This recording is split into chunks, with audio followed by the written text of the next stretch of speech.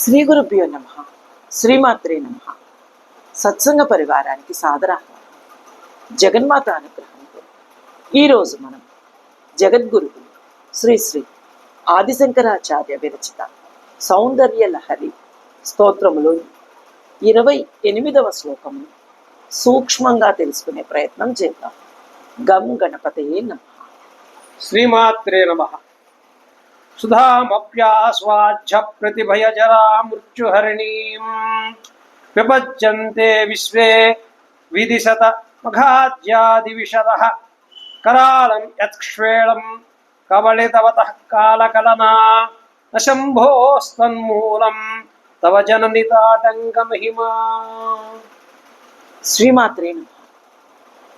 ఆచార్యుల వారి భావన ఈ శ్లోకంలో, అమ్మా, ముసలితనము మృత్యుంజయుని జయించాలంటే అమృతం సేవించాలి.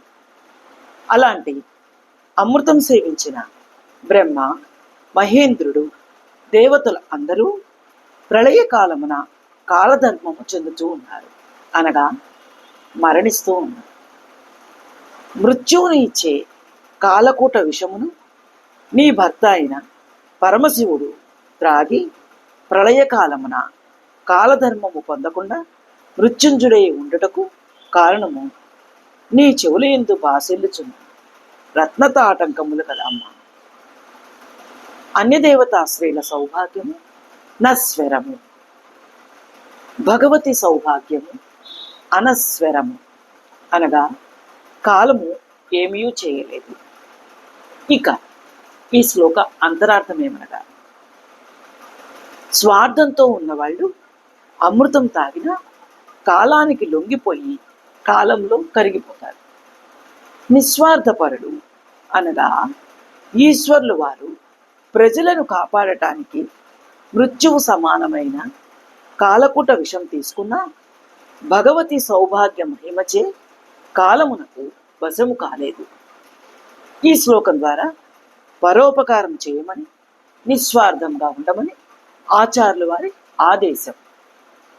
ఇక పోతన గారి భాగవతంలో, మృంగిడివాడు విభుండని మృంగిడిదియు గరళమనియు మేలని ప్రజకొని మృంగుమని సర్వమంగళ మంగళసూత్రంబు మది నమ్మినదో.